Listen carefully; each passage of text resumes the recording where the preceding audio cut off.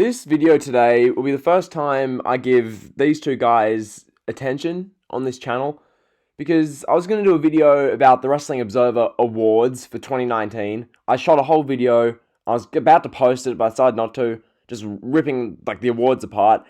So now we get to this, WrestleMania 36, night 1 and 2, they're now in the books, we've sorted all of that out, and these two guys on Wrestling Observer Radio make some comments. Meltzer gives his ratings. It's just, these two, I can't be bothered. Most of the stuff they produce, I watch it, it's, most of the stuff, it's usually entertaining, somewhat. Most of the time I like what they say, or most of the time, about half the time. But then you get stuff like this, and stuff like this is why a lot of people hate these two, especially Meltzer. It's why a lot of people clown on these two. Personally, I never just hated them. Without further ado, pretty much this video today, it's about two things. First off, the Last Man Standing match, specifically Dave Meltzer's rating of 1 star.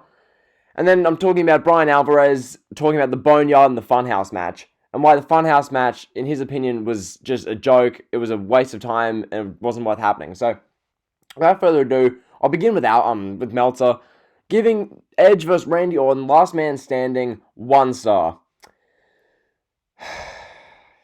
Okay, I'll start by saying this. Most of you guys who watch me, or the ones who do wrestling reviews and stuff, gave the Last Man Standing match between Edge and Orton between 3 3/4 stars and 4 3/4 stars. That's the range I saw, okay? So the general consensus is that was around a 4-star match, let's say. I saw one person, someone gave it 3.5, I was like, a bit low. So I think the average is around 4 stars. So Dave Meltzer comes on Wrestling Observer Radio and says the following about the match. This, I got cut out the swear words in it, but this is pretty much what he said. I swear to God, it felt like 3 months. It began a freaking running joke about how horrible this match was. Honest to God, the most boring pro wrestling match I've seen. Not the worst, but most boring. Now that was condensed into about a 10-second quote, because as we know with Dave Meltzer, him saying that takes about 2 minutes with the amount of stuttering. It took about 2 minutes to get, but saying that it was the most boring pro wrestling match he'd ever seen. Jesus. Okay, well, if you found that the most boring pro wrestling match you've ever seen, then, I mean, how's your credibility? Haven't you been watching wrestling since, the 70s? Are you serious? Edge vs. Randy Orton, with that story that they had ever since the Royal Rumble, and everything that happened there, Edge and Orton in the Rumble, then we had the stuff on the night after, and then we had everything after that, with Matt Hardy, Beth Phoenix, all this stuff, the intense, passionate promos, and you're saying that a match where the first 10 minutes were really captivating, the last 10 minutes were incredibly captivating, and then yes, there was dead in between, okay? I'm not going to deny that. There was 15 minutes of just dead wrestling, where the commentators were horrible. But is that worthy of 1 star? Are you telling me that what we got in that first 10 minutes and the last 10 minutes, especially the last 10 minutes, you're telling me a match with that last 10 minutes was 1 star? Excuse me? All because it's not Omega and Okada in the Tokyo Dome? Or because it's not Masala being, dropped on his neck and dying? And you're giving that 1 star? Literally, this is the thing, okay? If both Edge and Orton were Japanese and were kicking each other for 36 minutes around the Tokyo Dome, I know I don't really like to say this kind of stuff much, because it comes across very you wouldn't know, but at the same time, genuinely, if this were 2 Japanese guys kicking each other around the Tokyo Dome for 36 minutes, Dave Meltzer would have given this minimum 4 stars, okay? It comes from a place of bias, it comes from a smart-filled nature, because the Wrestling Observer newsletter, Wrestling Observer Radio, if you're paying money to hear Brian Alvarez, Dave Meltzer, Mike Sembravivi, or whatever the hell his name is, if you watch the thing you'll know, Mike Sembravivi, Vinny, all these guys, Granny, all of them talk about wrestling. If you're paying for that, I can't even be bothered with you. So, Meltzer described it as that, and then from here, it got worse, because Dave Meltzer and Brian Alvarez both made a scene about how when Edge and Orton were in the weight room or in the gym, and they got the bit of weight equipment, I don't even know what this was, it wasn't a cord, it was if you watch the match, you know what I mean, they're basically hanging each other, kind of, not even, like had it wrapped around the neck, but they're both like standing there, so it looked kind of redundant. It was a bit of a dumb kind of spot. Granted, I'm not saying it was a great spot, but the fact that these guys, so Alvarez says they wrapped this part. I mean, it was the way Benoit killed himself. Benoit hung himself with the lap pull-down machine around his neck. No one does that, okay? You're never going to forget it, and that's what I saw. So, from here, they're talking about how the weight equipment hanging part of the match gave them full flashbacks and thought about Chris Benoit, because the documentary was 2 weeks ago, and talking about how they kind of let that slip through the cracks and they're idiots because they didn't get that out of the match.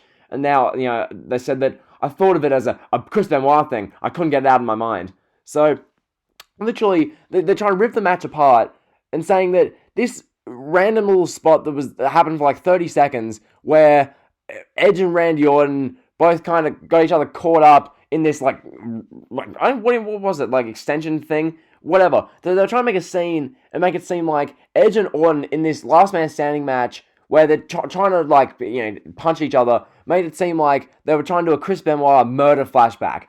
Yeah, I'm sure they were really thinking about Chris Benoit's murder when they did this, okay? I'm sure Chris Benoit's murder was the number one priority. They were trying to recreate Benoit's murder in the last man standing match. Get out of here. They were trying to hold each other up for a moment so they could punch each other. Orton tried to get Edge there so he hit an RKO on him. They tried to do some creative spots in there.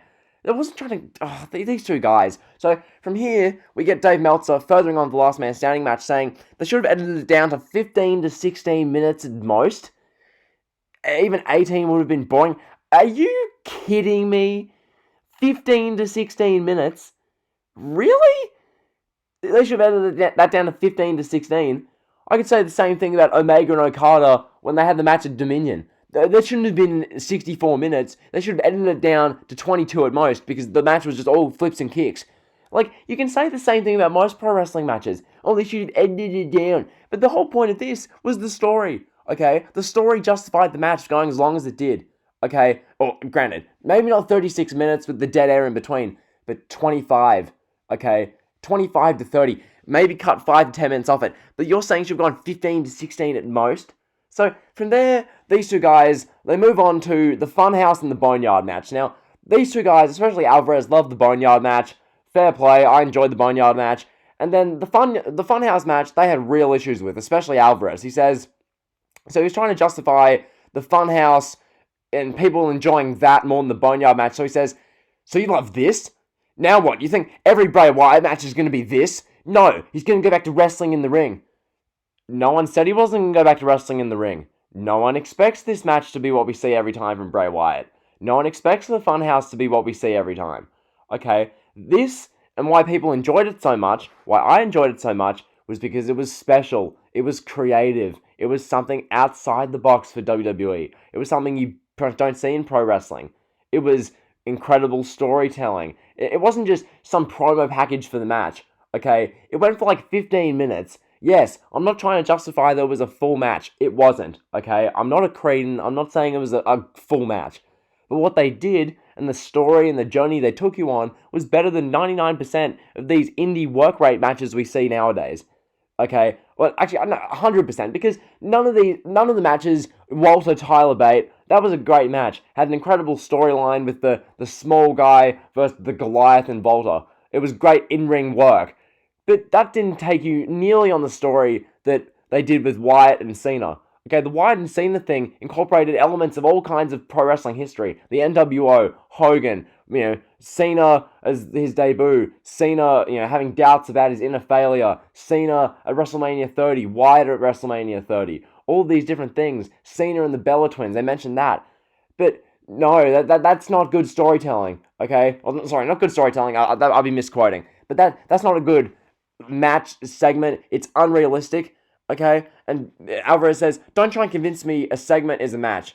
Okay, here's the thing. I'm not going to try and justify that it was a full match, okay? If I want to get technical, I'd say that it was a match because at the end, The Fiend pinned Cena and Bray Wyatt himself was counting, but I'm not going to try and justify that as a match, okay? This wasn't a technical work rate match, okay? If you want to watch a match between Wyatt and Cena, go watch WrestleMania 30, okay? This was better off because it wasn't a match. This was better off because it was a 15-minute nostalgia and creativity-filled just masterpiece.